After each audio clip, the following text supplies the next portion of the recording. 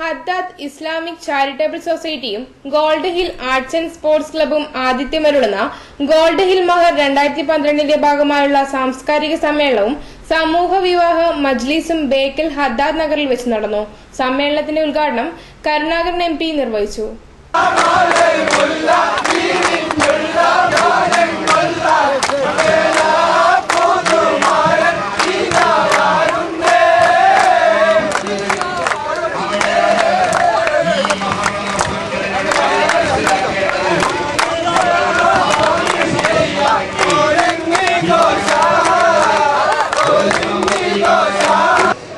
ഹിന്ദു ആയാലും മുസൽമാനായാലും ക്രിസ്ത്യാനിയായാലും അവരെല്ലാം ഏകോദര സഹോദരന്മാരെ പോലെ.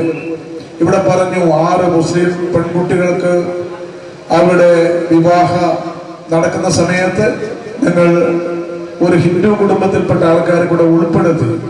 അങ്ങേയറ്റം മാതൃകാപരമായിട്ടുള്ള കാര്യമാണ്. ആശംസാ പ്രസംഗത്തിലും അത്തരം ഒട്ടേറെ ആൾക്കാര് ഹിന്ദു വിഭാഗത്തിൽപ്പെട്ട ആൾക്കാർ മറ്റു വിഭാഗത്തിൽപ്പെട്ട ആൾക്കാരെ പെടുത്തിയിട്ടുണ്ട്.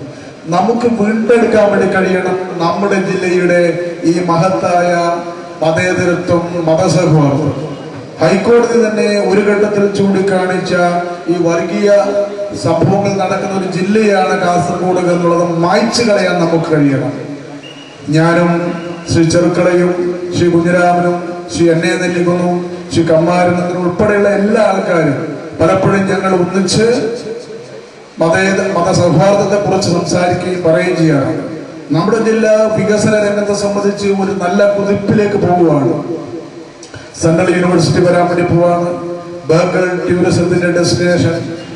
നമുക്ക് റെയിൽവേ രംഗത്ത് കിട്ടിയിട്ടുള്ള മാറ്റം, അതോടൊപ്പം ജില്ലയിൽ നിലനിൽക്കുന്ന തെറ്റായ വാർത്തയായിരിക്കും ഉണ്ടാകുന്ന ചില സംഭവങ്ങൾ അത് ഒഴിവാക്കി കഴിഞ്ഞാൽ കേരളത്തിൽ 1ാമത്തെ ജില്ലയായിട്ട്, മതേതരത്വത്തിന്റെ മതസൗഹാർദ്ദത്തിന്റെ മൂർത്തീകരണത്തിന്റെ ജില്ലയായിട്ട് കാസർഗോഡിനെ നമുക്ക് മാറ്റാൻ വേണ്ടി കഴിയും.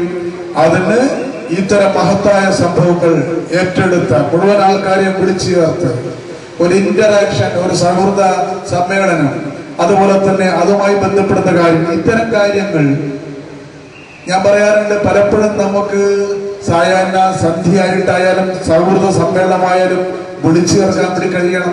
അതാണ് സമൂഹത്തെ സംബന്ധിച്ച് അനിവാര്യമായിട്ടുള്ളത്.